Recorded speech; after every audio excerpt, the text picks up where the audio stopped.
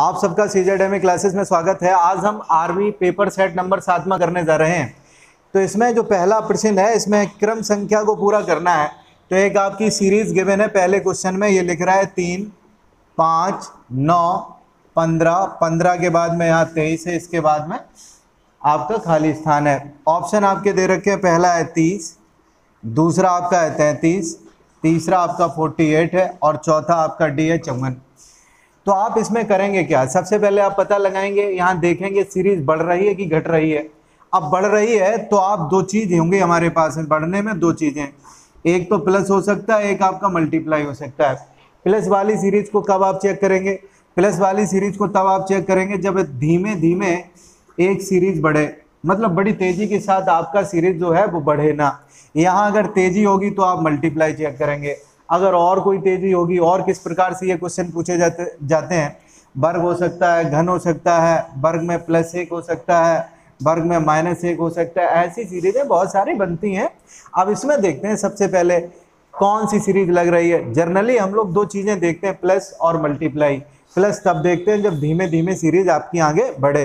तो 2 यहाँ लिखा है, 3, 3 के बाद में 5, तो हमने कहा यहाँ 2 की वृद्धि है, प्लस का आपका 2 हो गया। 5 के बाद यहाँ पे 9 हुआ है, यानी कि 4 बढ़ गए। 9 से आपका 15 होता है, यहाँ 6 की वृद्धि है। 6 के बाद में 15 के बाद में यहाँ 8 जोड़िए तो 23 होंगे। इसका मतलब 2 के बाद 4, 4 के बाद 6, 6 के बाद 8, 8 के बाद आपका 2 और ऐड करोगे तो 10 होगा।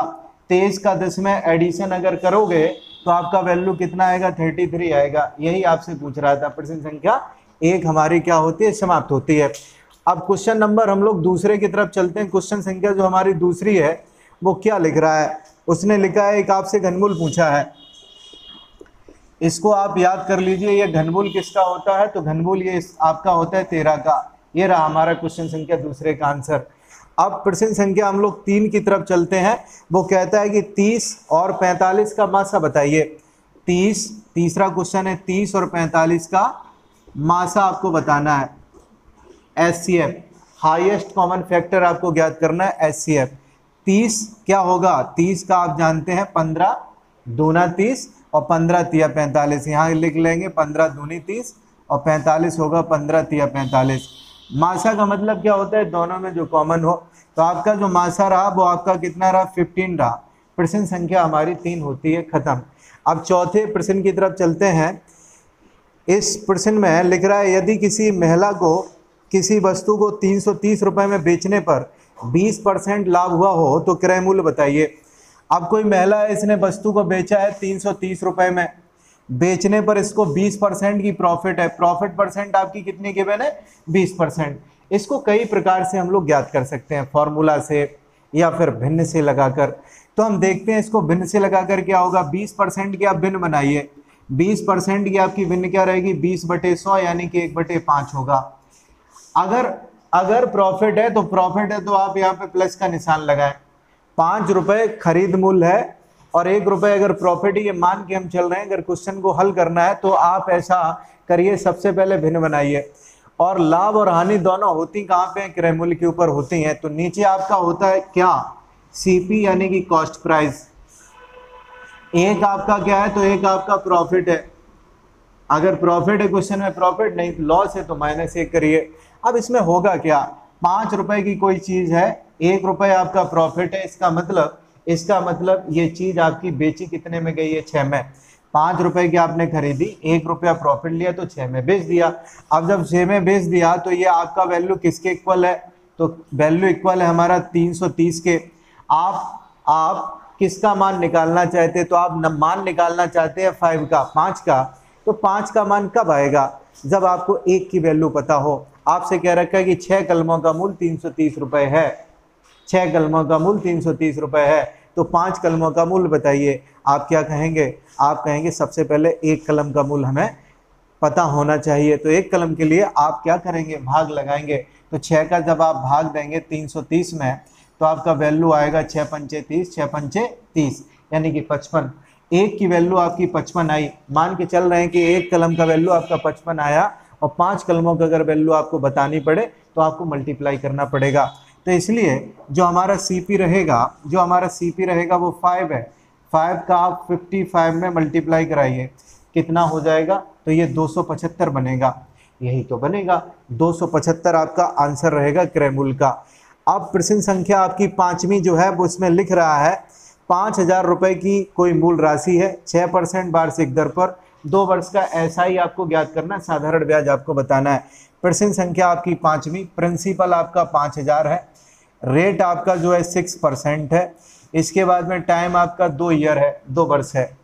अब साधारण ब्याज कैसे निकाला जाता है आप सब जानते हैं, मूलधन गुणा दर गुणा समय बटे 100, ये आपका कैंसिल आउट हो गया। 6 दूना 12, 12 पंचे 60, या 60 मतलब आपका आंसर क्या होगा, 600 रुपये रहेगा साधारण ब्याज का।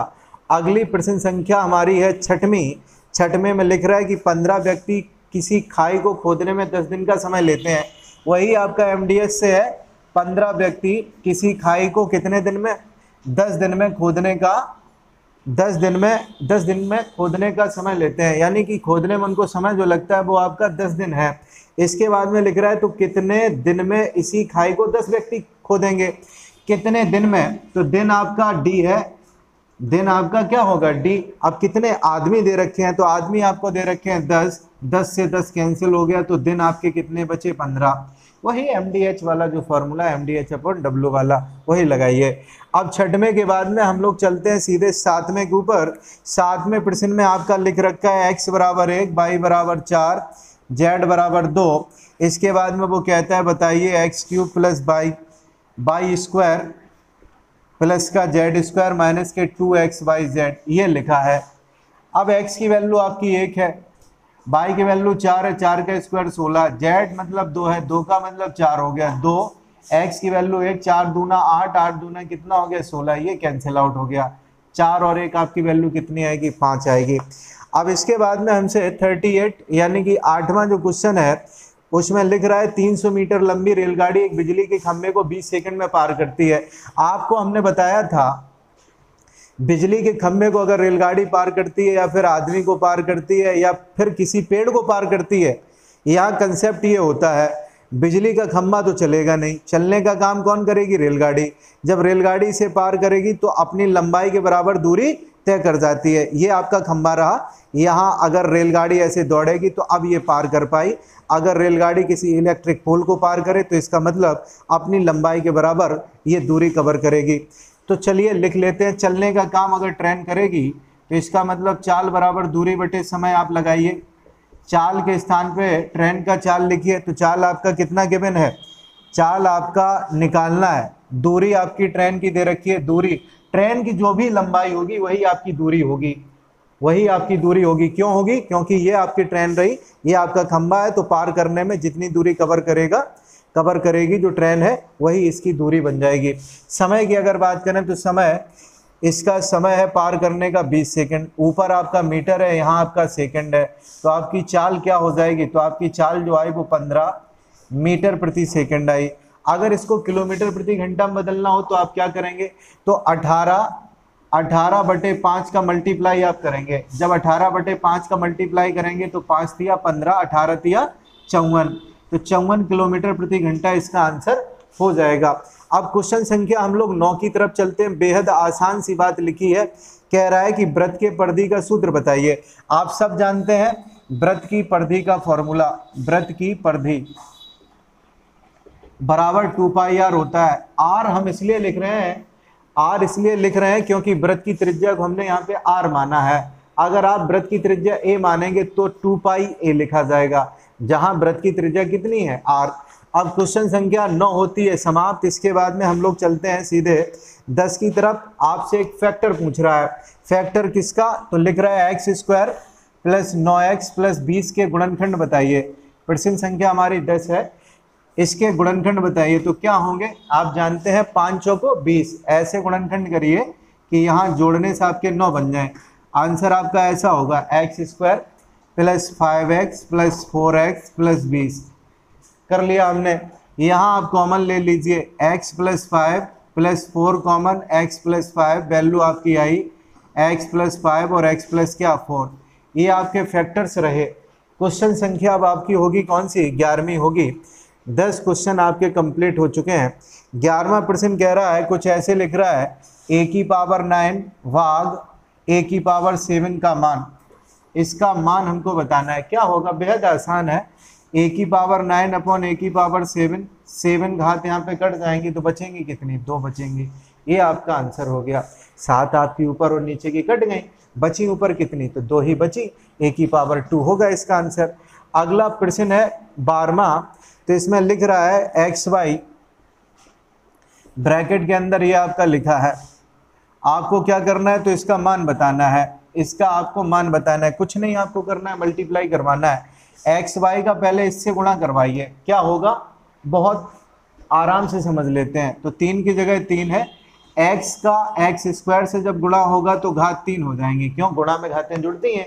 यहाँ एक्स स्क्वायर है और यहाँ एक्स की पावर 1 है, 2 और 1 कितना हो गया, 3 पावर हो गया। बाई स्क्वायर है और इधर बाई है, यहाँ 2 घातें हैं और यहाँ 1 घात है, इसका मतलब क्या हुआ, बाई की पावर क्या हो जाएगी, तो बाई की पावर यहाँ पे 3 हो जाएगी। इसके बाद में ये प्लस का निशान रहा, 4 एक संख्या है, संख्या को पहले लिखिए। यहाँ आपका x लिखा है तो x के स्थान पे x लिखें, ये y, तो इसका क्या होगा, वाई स्क्वायर होगा। ये हमने लिख दिया। यही हमारा प्रॉपर क्वेश्चन संख्या 12वें का आंसर रहा। अब प्रश्न संख्या अगले की तरफ चलते हैं, तो इसमें लिख रहा है 43, यानी कि 13वां जो हमारा प्रश्न है, इसमें इसने लिखा है हल कीजिए। किसे हल कीजिए, लिख रहा है 2 की पावर 2 मल्टीप्लाई 3 की पावर 4 मल्टीप्लाई 5 की पावर 2 अपॉन 10 मल्टीप्लाई 9। इसमें क्या है, तो बड़े आसानी के साथ हम हल कर देंगे। कैसे हल होगा देख लीजिए। ये 9 है, ये 9 आपका लिखा है, 2 की पावर 2 का मतलब आप 4 कर लीजिए, इसका मतलब आप ऐसे कुछ लिखिए 3 का पावर 2 मल्टीप्लाई 9। इधर आप अगर देखेंगे तो इसको 5 मल्टीप्लाई 5 कर लीजिए। आप अगर और भी विधियों से इसको हल करना चाहें कर सकते हैं, आपकी IQ ऊपर डिपेंड करता है कैसे आपको करना है। 9 से 9 कैंसिल, 5 दूना ये 10 हो गया, 2 दूने यहाँ पे 4 हो गया। अब आपका बचा क्या, तो ये आपका बचा 9, 9 पना 45, 45 दूनी कितना होता है 90। ये आपका आंसर होगा 13 का। इसके बाद में क्वेश्चन संख्या हमारी 14वीं स्टार्ट होती है, तो 14 में आपका लिख रहा है x का मान बताइए, x का मान बताइए। लिख रहा है 3:4 = 6:x, यहाँ 3:4 बराबर 6:x है, तो x का मान बताएं। x का मान क्या होगा, तो 3/4 बराबर 6/x, बेहद आसान। 3 दूना 6, x बराबर आपका कितना हो गया, 4 दूना 8। ये 14वां प्रश्न था। अंतिम प्रश्न की तरफ चलते हैं। इसमें लिखा है 72 किलोमीटर प्रति घंटा को मीटर प्रति सेकंड में बदलिए। अब 72 किलोमीटर प्रति घंटा को मीटर प्रति सेकंड में हमें आपको क्या बदलना है। कैसे बदलोगे, तो आप सब जानते हैं, मल्टीप्लाई आपको करना पड़ेगा। किसका, 5/18 का। 18 चौको 72, तो आंसर होगा आपका 20 मीटर प्रति सेकंड। अथवा दूसरा तरीका आपका क्या होता है, तो 72 1 किलोमीटर में 1000 मीटर, 1 घंटे में सेकंड आपके होते हैं 60 × 60 सेकंड। तो 1 0 2 0 आपकी कैंसिल हो गई। 6 से आप देखेंगे तो 12 × 72, 6 दूना 12, तो आपका आंसर फिर से वही आएगा 20 मीटर प्रति सेकंड। आपको जो अच्छा लगे तरीका वही आप यूज करेंगे। इस प्रकार प्रश्न संख्या पेपर सेट नंबर 7 में हमारा कंप्लीट होता है।